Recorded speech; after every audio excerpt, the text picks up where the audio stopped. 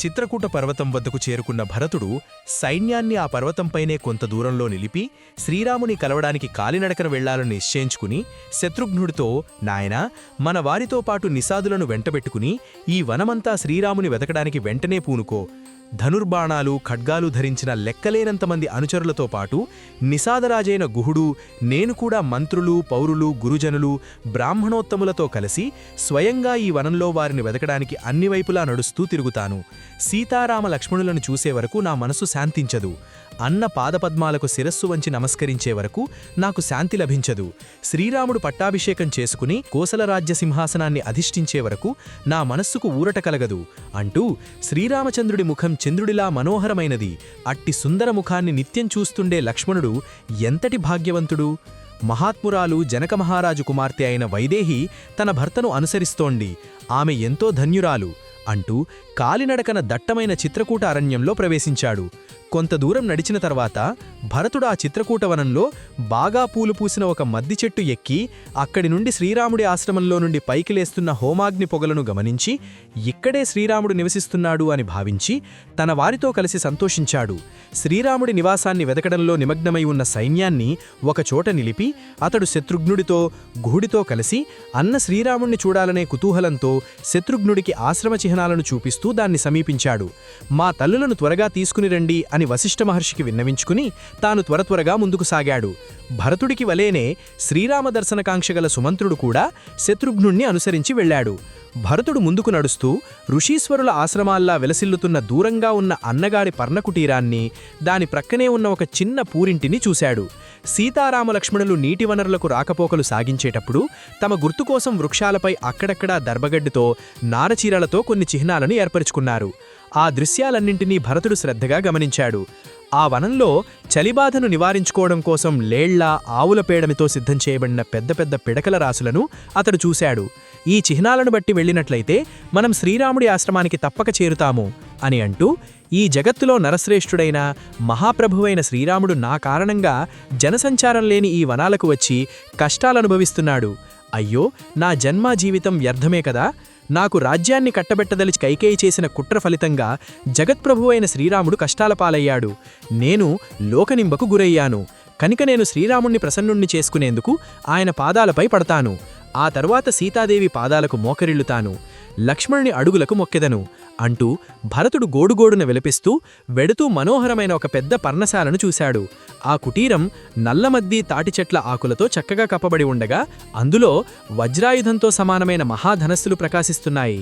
అక్కడి ఉన్న అమ్ముల పొదిలోని బాణాలు సూర్యకిరణాల్లా తీక్షణంగా ప్రకాశిస్తున్నాయి. అట్టి భయంకరమైన బాణాలతో కూడిన ఆ పర్ణశాల మెరుస్తూ భయంకరంగా ఉన్న సర్పాలతో కూడిన నాగలోక రాజధానిలాగా ఉంది. అక్కడ మేలిమి బంగారు ఒరలుగల 2 ఖడ్గాలు, బంగారు చుక్కలతో చిత్రవిచిత్రంగా మెరుస్తున్న 2 డాళ్లు, ఉడుము చర్మంతో సిద్ధం చేయబడిన చేతితొడుగులు అక్కడ వేలాడుతున్నాయి. అంతట భరతుడు ఒక క్షణకాలంపాటు పర్ణశాలను పరికించి చూశాడు. అక్కడ పూజ్యుడు, జటామండలంధారి అయిన శ్రీరాముడు కూర్చుని ఉన్నాడు. అప్పుడా ప్రభువు నారచీరలను ధరించి జింక చర్మాన్ని ఉత్తరీయంగా వేసుకుని సుఖాసీనుడై అగ్నితేజస్సుతో వెలుగుతున్నాడు. సమస్త భూమండలానికి స్వామి, ధర్మాత్ముడు, మహాబాహువైన శ్రీరాముడు శాశ్వతుడైన పరమాత్మ వలె దర్భాసనంపై సీతాలక్ష్మణులతో కలిసి కూర్చుని ఉన్నాడు.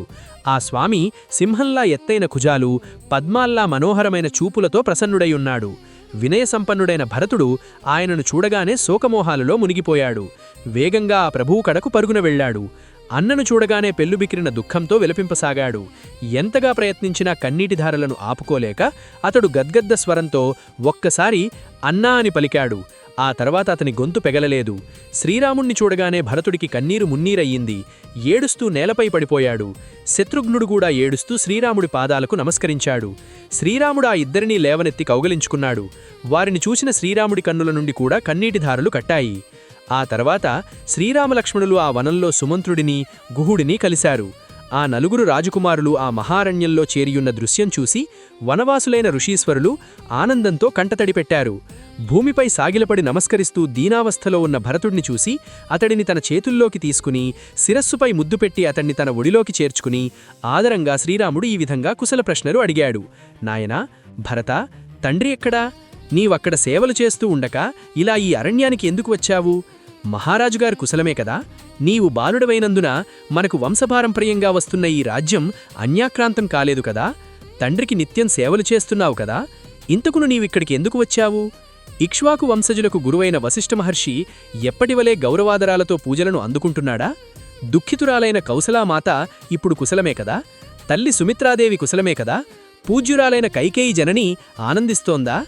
యజ్ఞాలలో ఆహుతులను సమర్పించడం ద్వారా దేవతలను, ఆజ్ఞలను పాటించి సేవలు చేయడం ద్వారా తల్లిదండ్రులను, బహుమతులను ఇవ్వడం ద్వారా భృత్యులను, అభిమతాలను అనుసరించి ప్రవర్తించడం ద్వారా గురువులను, ధనసహాయం ద్వారా జ్ఞాతులను, వినయ విధేయతలతో నమస్కరించడం ద్వారా జ్ఞానశీల వయోవృద్ధులను, ధనదానాదులతో సంతోషపరుస్తూ వైద్యులను, విద్వాంసులను, బ్రాహ్మణోత్తములను ఆదరిస్తున్నావు కదా?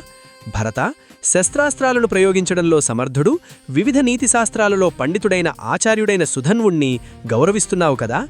నాయనా, విశ్వాసపాత్రులు, నీతో సమానులైన ధీరులు, రాజనీతి శాస్త్రంలో ఆరితేరినవారు, ప్రలోభాలకు లొంగనివారు, ఉత్తమ వంశంలో పుట్టినవారు, నీ మనస్సును ఎరిగి ప్రవర్తించేవారు అయిన సత్పురుషులను మంత్రులుగా నియమిస్తున్నావు కదా? సకాలంలో నిద్ర నుండి మేల్కొంటున్నావు కదా? వేకువజామునే కర్తవ్యాల గురించి ఆలోచిస్తున్నావు కదా? భరత, నిశ్చయించబడిన కార్యాలను నీవుగాని, నీ మంత్రులుగాని ప్రకటించకముందే ఇతరులు చర్చల ద్వారా గాని, ఇతరమైన ఉపాయాలచేగాని, ఊహలచేగాని తెలుసుకోవడం లేదు కదా? భరత, నీవు ఎక్కువ మంది మూర్ఖులతో చర్చించకుండా సమస్త విషయాలను తెలిసిన ఒక్క పండితునితో మాత్రమే మంత్రాన్యాన్ని నడుపుతున్నావు కదా? ఎందుకంటే కార్యాలలో చిక్కులు ఎదురైనప్పుడు ఒక్క పండితుడు మాత్రమే సరైన సూచనలను ఇచ్చి గొప్ప శ్రేయస్సులు కలిగించడానికి తోడ్పడగలడు.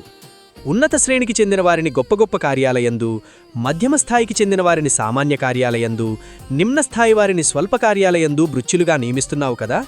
ప్రలోభాలకు లొంగనివారు, తరతరాల నుండి ఉన్నత పదవులను అలంకరిస్తూ వచ్చినవారు, త్రికరణ శుద్ధి కలవారు, ఉత్తమోత్తములైన వ్యక్తులను ముఖ్య కార్యాలలో అమాత్యులుగా నియమిస్తున్నావు కదా? రాజ్యంలో ప్రజలను ఉద్విగ్నపరిచే తీవ్ర దండనలను విధించకుండా మంత్రులు నిన్ను నివారిస్తున్నారు కదా? అక్రమ మార్గాల ద్వారా ధనాంగి సంపాదించి యజ్ఞాలను చేయడానికి పూనుకున్న పతితుడిని సదాచార సంపన్నులైన రిత్విజులు తిరస్కరిస్తారు. బలాత్కారానికి పూనుకున్న కాముకుడిని స్త్రీలు ఎదిరిస్తారు. అట్లే శిక్షార్హులు కానివారి నుండి దండోపాయంతో జరిమానాను గ్రహించడానికి సిద్ధమైతే నిన్ను ప్రజలు తిరస్కరిస్తారు. నీవట్లు చెయ్యడం లేదు కదా? భరత, నీ సేనలోని ప్రముఖ యోధులు బాగా బలశాలులు, యుద్ధం చేయడంలో సమర్థులు, వారు బలపరీక్షల్లో నెగ్గినవారేనా? వారిని నీవు పారితోషికాలతో సత్కరిస్తున్నావా? భటులకిచ్చే జీతభత్యాల విషయంలో కాలాతిక్రమణం జరిగినచో వారు రాజునెడ కోపించి ఆయనను తూలనాడుతారు. అది చాలా అనర్థాలకు దారితీస్తుంది. స్వదేశీయులు, ఇతరుల భావాలను గ్రహించగలవారు, కార్యదక్షులు, సమయస్ఫూర్తి గలవారు, రాజసందేశాలను యథాతథంగా తెలుపగలవారు, యుక్తాయుక్త విచక్షణ గలవారు అయిన పురుషులనే విదేశాలకు దూతలుగా నియమిస్తున్నావు కదా? నాస్తికులైన బ్రాహ్మణులను నీవు చేరదీయడం లేదు కదా? ఎందుకంటే వారు ఇతరుల బుద్ధులను పరమాత్మ నుండి దూరం చేయడంలో చాలా సమర్థులు. వాస్తవంగా వారు అజ్ఞానులైనప్పటికీ తమను తాము గొప్ప పండితులుగా భావిస్తారు. వేదములు, ధర్మశాస్త్రాలు, పురాణేతిహాసాల విషయంలో వారి బుద్ధి తప్పుడు మార్గం పడుతుంటుంది. ప్రత్యక్ష ప్రమాణాలనే ఆశ్రయించి వారు ప్రయోజనం లేనట్టి శుష్కవాదాలను చేస్తారు. భరతకుమారా, అయోధ్యానగరాన్ని నీవు చక్కగా పరిరక్షిస్తున్నావు కదా? మన దేశంలో ప్రజలు ధనధాన్య సంపదలతో తులతూగుతూ సుఖశాంతులతో వర్ధిల్లుతున్నారు కదా? వ్యవసాయం, పశుపాలన, వాణిజ్యం మొదలైన వృత్తులతో జీవించే వైశ్యులు నీకు ప్రీతిపాత్రులై ఉన్నారా? ఎందుకంటే క్రయ విక్రయాది వ్యాపారాల వృద్ధి వలననే కదా దేశం సుఖశాంతులతో వర్ధిల్లున్నది. ఆ వైశ్యులకు ఇష్టాలను కూర్చుతూ ఎదురైన ఆపదలను నివారించుచూ వారినందరినీ బాగా రక్షిస్తున్నావు కదా? నీ అంతఃపుర స్త్రీలు సంతోషంగా ఉండేటట్లు వారి రక్షణ భారాన్ని పూర్తిగా వహిస్తున్నావు కదా? అలా అని రహస్య విషయాలను వారికి చెప్పడం లేదు కదా? ఏనుగుల వనాన్ని చక్కగా రక్షిస్తున్నావా? పాడి ఆవులను పోషిస్తున్నావా? ఆడ ఏనుగులను, మగ ఏనుగులను, అశ్వాలను పోషిస్తూ వాటి సంఖ్యను పెంచుతున్నావు కదా? నీవు ప్రతిదినం ఉదయం లేచి చక్కగా అలంకరించుకొని రాజమార్గంలో పౌరులకు దర్శనమిస్తున్నావు కదా? నీ రాజ్యంలోని ఉద్యోగులు అందరూ జంకులేక నిన్ను పూర్తిగా సమీపించడం లేదు కదా? లేక వారందరూ బాగా భయపడుతూ నీకు దూరంగా ఉండటం లేదు కదా? ఉద్యోగుల విషయంలో వారికి పూర్తిగా చనువు ఇవ్వడం గాని, వారిని బొత్తిగా దూరంగా ఉంచడం గాని తగదు.